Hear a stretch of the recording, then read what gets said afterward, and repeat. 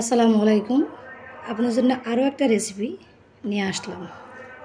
এটা হচ্ছে কলমি শাকের রেসিপি। আমি কলমি শাকটি একেবারে কুচি কুচি করে এভাবে নিয়ে নিয়েছি। অবশ্যই এভাবে কুচি করে নেবেন, ডাঁটাগুলোকে সহ। ছোট যত কুচি করবেন তত কলমি শাক খেতে স্বাদ। বড় বড় কুচিটা তেমন একটা ভালো লাগে না। পরিষ্কার করে নিয়ে এসেছি ভালো করে। তার সাথে লাগবে যে উপকরণগুলো: কাঁচামরিচ, রসুন কুচি, পেঁয়াজ কুচি। রসুন কুচি বেশি করে দিতে চেষ্টা করবেন যে কোনো শাক ভাজির সাথে। চলুন আমি কীভাবে শাকটা ভাজি করতেছি তা আপনাদের সাথে শেয়ার করব। আরও একটা কথা না বললে নয়, অনেকে শাক কিন্তু সিদ্ধ করে ফেলেন না। একেবারে এই ভুলটাকে করবেন না। শাককে কখনো সিদ্ধ করে তারপরে ভাজি বা রান্না করবেন না। চুলায় দিয়ে দিচ্ছি সয়াবিন তেল। কলমি শাক ভাজি করতে কিন্তু সয়াবিন তেল বেশি লাগে। আমি প্রথমে কয়েকটা লাল শুকনো মরিচকে ভেজে নেব। শুকনো মরিচগুলো ভাজা হয়ে গেছে, উঠিয়ে নিচ্ছি। দিয়ে দিচ্ছি শাক ভাজি করার জন্য সব কিছু একসাথে।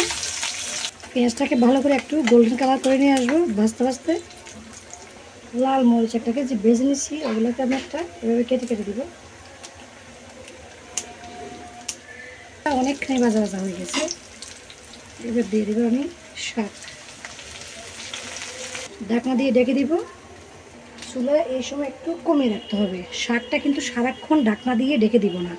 প্রথমে একটু 2 মিনিটের মতো ঢাকনা দিয়ে রাখবেন, না হলে শাকের যে সুন্দর কালার আছে কালারটা চলে যাবে সারাক্ষণ যদি আপনি এভাবে ঢাকনা দিয়ে রান্না করেন শাকটা।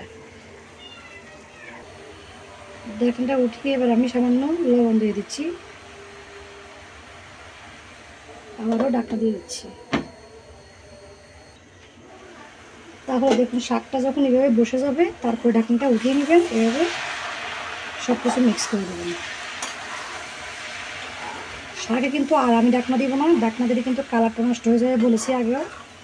শাকে সুন্দর কালার থাকতে হলে আপনারা শাককে কখনো বেশি ঢাকনা দিয়ে রাখবেন না। শাকে কিন্তু এভাবে পানি বেরিয়ে যাবে, দেখেন। এই পানিটা টানতে টানতে শাকটাও সিদ্ধ হয়ে যাবে। কোনো রকম ঢাকনা দেওয়া লাগবে না। ঘন ঘন একটু নিচের শাকগুলো উপরে তুলে দিবেন, তাড়াতাড়ি সিদ্ধ হয়ে যাবে। অনেকক্ষণ পর দেখুন শাকটা সিদ্ধ হওয়া পর্যন্ত অপেক্ষা করেছি। এই শাকটা সিদ্ধ হয়ে গেছে। এবার চুলা থেকে আমি নামিয়ে ফেলবো। শাকের কালারটা এত সুন্দর আছে, দেখেছেন আপনারা। একবার ঢাকনা ছাড়া শাক রান্না করবেন। তাহলে দেখুন নিয়ে আসলাম আমার এই কলমি শাক ভাজি। কাঁচামরিচ হবে না শাক দিয়ে, এটা কখনো হবে না। শাক খেতে হলে অবশ্যই কাঁচামরিচ লাগবে। তাই আমি কাঁচামরিচ, শুকনো মরিচ সব কিছু নিয়ে এনেছি শাকের সাথে খাওয়ার জন্যে। একেবারে সহজভাবে কালার সুন্দর রেখে শাক ভাজি করতে হলে আমার এই রেসিপিটা ফলো করুন। তাহলে আজকের রেসিপিটা কেমন লাগলো আপনাদের কাছে? আজকের রেসিপিটা এখানে শেষ করে বিদায় নিচ্ছি। সবাই ভালো থাকবেন। আল্লাহ হাফেজ।